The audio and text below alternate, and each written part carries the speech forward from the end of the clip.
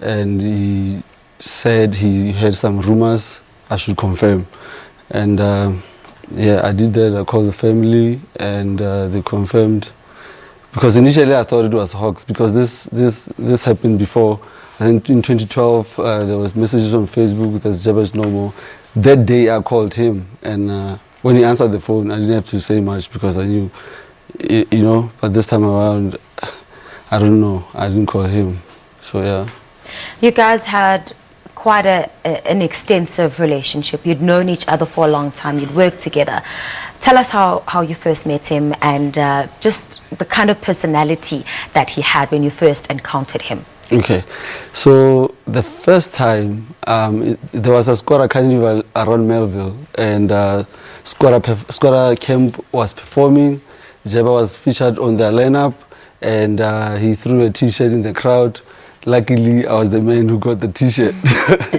So eventually I washed the t-shirt after 2 days, and the face disappeared. And I approached him like, yo man, what is this Hong Kong thing? And we had a long conversation.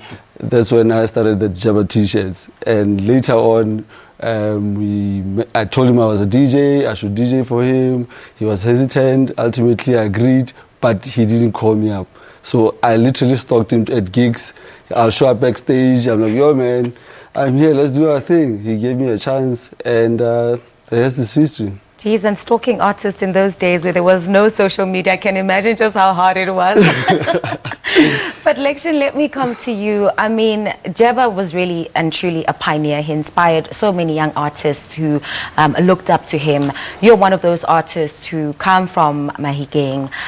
You managed to make a name for yourself. You grew up in front of greatness, if I may say. Tell us the impact that Jabba made in your life and in your music career. Well, you know, I think the most important thing, the moment that matters the most was the first time that I met him. It was at his music video shoot. He was shooting for Motswako. That was the first time I met him through Tasman. And the fact that when we walked into his house, I mean, we knew it's his house, we knew it was his music video. The fact that he came and introduced himself at a show, we get a Lection, Lection, you know, and then he moved on to the next person. That moment I knew, you know, this is the type of person that I want to spend the rest of my career with. I mean, the fact that he came and introduced himself to me, I mean, so, and the trades, his humility, and his work ethics, I actually followed his step, like, you know, page by page. Spent a lot of time with him, and he told me what he think I should do that he did, that got him where he thought he shouldn't be. The do's and don'ts. So it was more of like a brotherly relationship than music career guidance or a peer in the game. You know, he was a brother, you know, as a friend. So we spoke about stuff that mattered the most, more than music. Music came after. Like after we chill like days and days, we only realized that, oh, we haven't actually worked on a song we said we're gonna work on today. Yeah, do you think maybe tomorrow? Then tomorrow we have another conversation. We never get to do the song. So we spent a lot of time, but we never actually spoke about music. We spoke about life in general, you know, how we view things as individuals. All right, I've got, I think, a tweet or two that I just want to take a look at in relation to what we are talking about. Where Leland Zuza says, big up to Lection. Great tribute here on Morning Live. Hashtag Motswako forever. R.I.P. Jabba.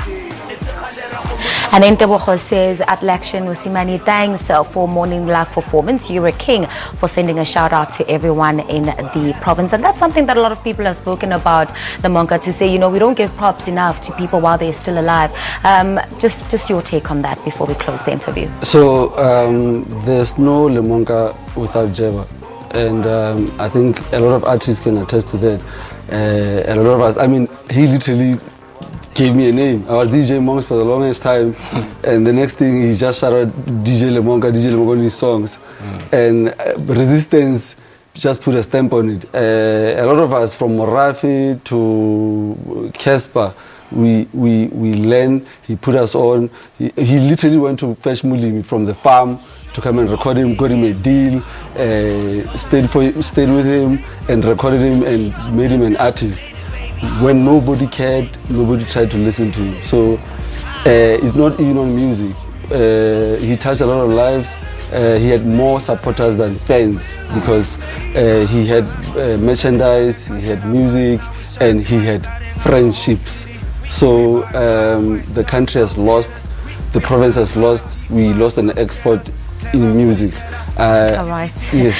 Lemonka, that's where I have to leave it. Unfortunately, we are out of time. Gentlemen, thank you so much for your time and stay strong. I know it's been a very tough week for you both. But that's news producer and media entrepreneur DJ Lemonka, as well as Lection, who were just talking to us about Double HP, just the person that he was, and just how he always helped young artists by putting them on and making sure that they were climbing higher and higher. Time for a quick break. Do stay with us.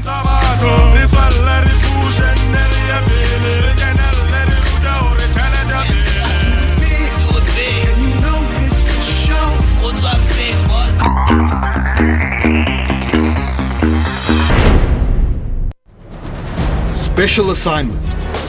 Crime keeps the society